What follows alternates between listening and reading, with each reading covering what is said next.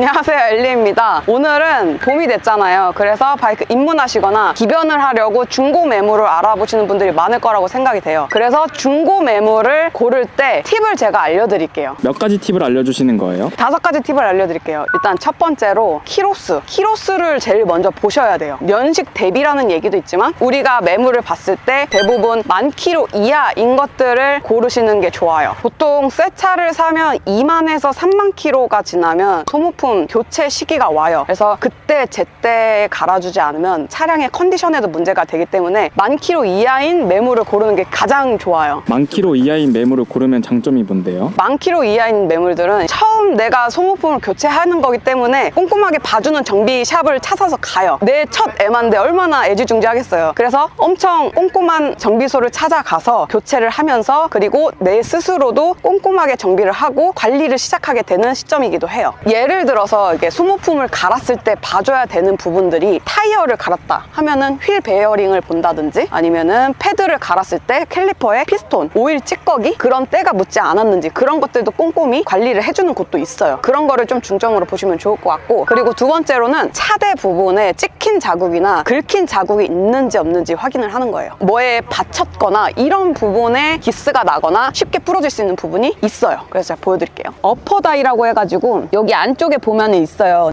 어퍼다이를 봤을 때 갈라져 있거나 땜빵이 있거나, 근데 이거는 확실하게 볼 수는 없지만 일단 어퍼다이, 그 다음에 메인 프레임 요런데, 그리고 스윙암은 요런데, 이거 뒷바퀴를 잡고 있는 차대. 일단 차체에 충격이 갔기 때문에 어느 부분에서 문제가 생길지 모르는 거지. 저 그것도 본 적 있어요. 한번 전도를 크게 냈는데 차대가 휘어진 거예요. 그런 거는 거르는 게 좋겠지만 사실 처음 사시는 분들이나 주변에 이제 지인분들이 없으면 잘 모르잖아. 전문가도 아니면. 그런 것들은 그 다음에 얘기할 것들에 대해서 들어보시고 거르시면 돼요. 보통 그런 차들은 되게 휘황찬란하게 막 중국산 파츠들로 엄청 꾸며놓거든. 다른 데로 시선을 돌리는 거야. 저 그거 알아요. 차 휘었는지 안 휘었는지 확인하는 방법. 그러니까 내가 많이 죽여서 일로 제가 주는 팁입니다. 이렇게 딱 세워놨을 때 중심이 잘 맞는지 그거를 얘기하시더라고. 아, 그치. 중심이 맞는지도 보는 건 중요한데 보통 딱 매물을 사러 가서 메인 스테트 저렇게 칠 수 있어? 못하죠. 그러면은 정확하지가 않단 말이야. 그리고 엔진 케이스 제자리 꿍을 하게 되면은 지금 이거 보이시죠? 이게 한번 서킷에서 좀 깔았던 차인데 여기는 지금 괜찮아요. 여기는 괜찮은데 보통 여기 찍힌 거 있지? 요 부분이 좀 많이 찍히고, 그리고 요런데 스텝에 여기 뱅킹 센서가 있어요. 뱅킹 센서가 있어. 제자리 꿍을 하거나 슬립하지 않은 차가 여기가 긁혀 있다 그러면 조금 와인딩을 많이 험하게 달았을 가능성이 있는 거죠. 그리고 한 군데 더 있어.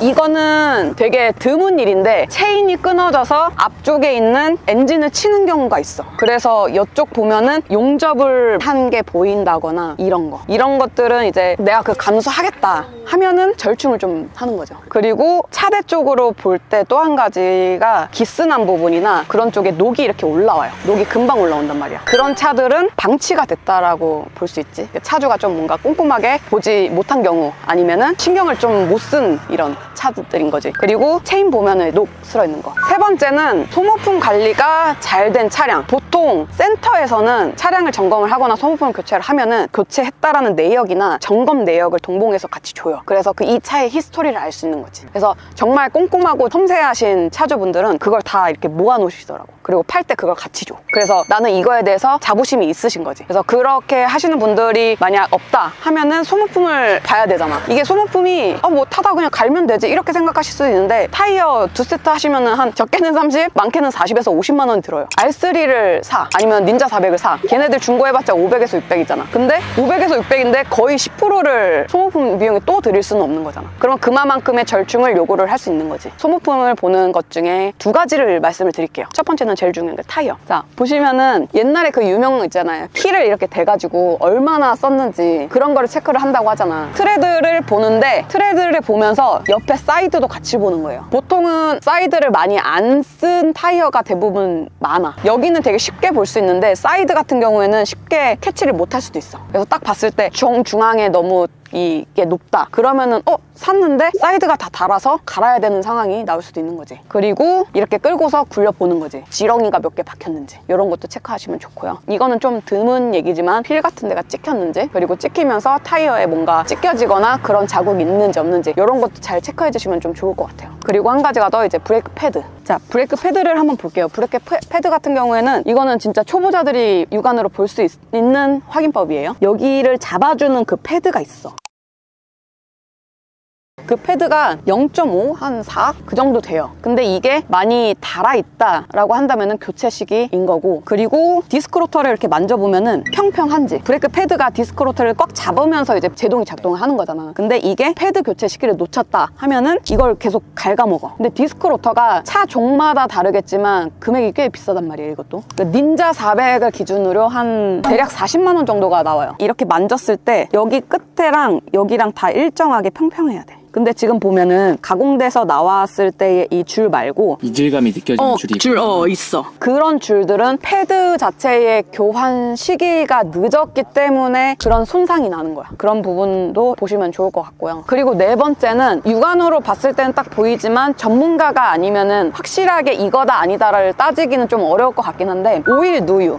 오일 누유를 보는 것은 쇼바 오일, 엔진 오일, 브레이크 오일, 하여튼 세 가지라고 치면은 이제 쇼바 오일을 보면은 이 쇼바 부분이 이렇게 들어가잖아. 근데 이제 여기에 뭔가 기름때나 아니면은 오일이 묻은 상태에서 먼지가 붙어버리면 여기 이렇게 띠가 이렇게 생겨. 그거는 리데나가 터졌거나 문제가 있다라는 거죠. 그리고 만약에 키로수가 굉장히 작은데 오일띠가 있다, 그러면은 키로수를 의심해볼 만하다. 그리고 엔진 오일을 갈면은 이 엔진 오일 보는 데가 있어. 여기에 엔진 오일의 이제 색상, 그 다음에 오일 양, 이런 거를 볼 수 있는 요 구멍이 있어. 그래서 엔진 오일을 교체 시기를 늦어서, 그러니까 양이 적거나 오일이 많이 탁한 경우, 그리고 오일 때가 묻었는지. 오일 때는 오일을 갈고서 제대로 닦지 않으면 먼지가 붙기 때문에 기름때가 낄 수가 있어요. 그래서 이거는 확실하게 기다 아니다 이걸 판단할 수 있지는 않아요. 그래서 이제 보는 척 해주면 이제 이 사람한테 속으면 안 되겠다 이러면 딱 절충을 했을 때 네 알겠습니다.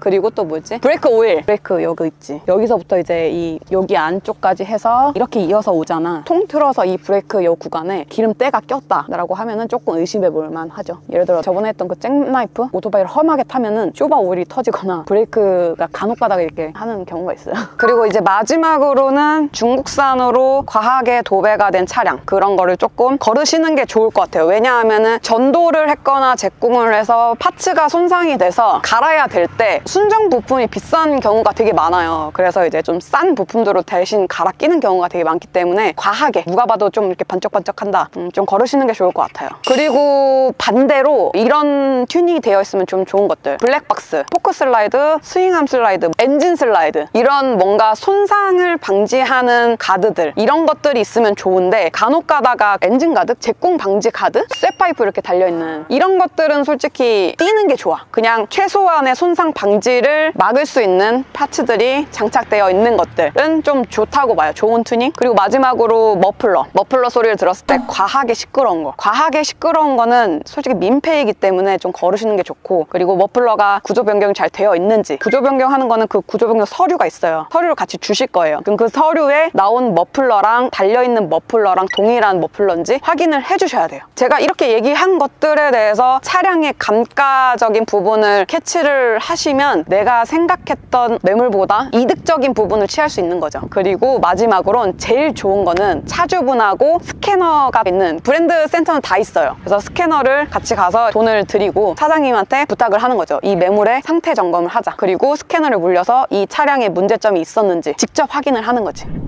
이렇게 중고 매물 고르는 팁에 대해서 말씀을 드렸는데, 날씨가 풀렸기 때문에 사람들이 기변을 하시거나 아니면 새로 바이크를 사려고 많이 서치하실 거예요. 근데 나는 아무것도 모르는 상태에서 이 매물 올라오는 거에서 금액만 맞추거든요. 사실 금액만 맞추는 경우도 있는데, 이걸 내가 직접 갔을 때 뭘 봐야 될지 모르니까 도움이 됐으면 해서 컨텐츠를 제작하게 됐습니다. 네, 여러분 꿀매물 잘 구매하시고요. 재밌는 라이프 스타일 되길 바랍니다. 안녕. 우정쌤, 전문가들은 보통 중고 매물 볼 때 뭘 봐요? 오토바이 정비라든가 이런 거를 업으로 하는 사람들은 오토바이를 볼 때 일단은 큰 사고 유무를 봅니다. 차대가 이렇게 도장이 까지거나 이제 이런 것들은 충격을 받은 흔적이기 때문에 그런 걸 보고, 그리고 이제 좀 자세히 보려면은 이 안에 이런 것들, 탑 탑브릿지 산발이 보통 그렇게 얘기하죠. 트리플 클램프라고도 하고 뭐 키로수가 낮은데 이렇게 풀른 흔적이 있으면 의심을 하지. 뭐 예를 들면은 이게 푸른 흔적이 있으면은 이게 이렇게 나사선이 흔적이 생겨. 키로수가 만 킬로도 안 됐는데 저걸 푸른 자국이 있다 그러면은 조금 이제 한번 의심을 해보는 거지. 이게 그리고 뭐 틀어진 거를 혹시 볼 수 있어요? 틀어진 거는 일단은 요 탑브릿지랑 차대랑 바퀴의 정렬. 기름 탱크랑 탑브릿지를 수평을 맞췄을 때 바퀴가 일자를 보고 있냐. 그럼 더 좋은 방법은 바이크를 내가 발로 일자로 밀고 가보는 거야. 이렇게 일자로 이렇게 밀면서 일자로 브레이킹을 이렇게 싹 잡고 놨을 때 탑브릿지가 탱크와 수직을 이루느냐를 보는 거지. 그럼 뒤가 틀어진 거는 볼 수 있어요? 뒤가 틀어진 거는 요 시트레일을 봐야지. 얘가 이렇게 돌아가서 이렇게 삐딱하게 돼 있는 경우가 있어요. 그걸 차대가 돌아갔다고 착각할 수도 있는데 얘는 변형이 와. 그러니까 얘를 보면 안 되고 얘를 봐야 돼. 시트라든가 요 카울이 문제가 없다면은 얘랑 맞아야 되는 거지. 이거는 그러면은 스탠드로 세우거나 안 그래도 볼 수 있는 거죠? 볼 수 있는데 헷갈리니까 세우는 게 낫지. 근데 스탠드가 살짝 휘어 있으면 바이크가 이렇게 기울어지면은 착각할 수도 있어. 그냥 이렇게 보는 것도 나쁘지 않고, 이 스윙암이 또 틀어지면은 바퀴가 이렇게 틀어져서 보일 수도 있어. 그래서 이 바퀴와 뒤에 시트와 저 탱크까지의 정렬을 다 보는 거예요.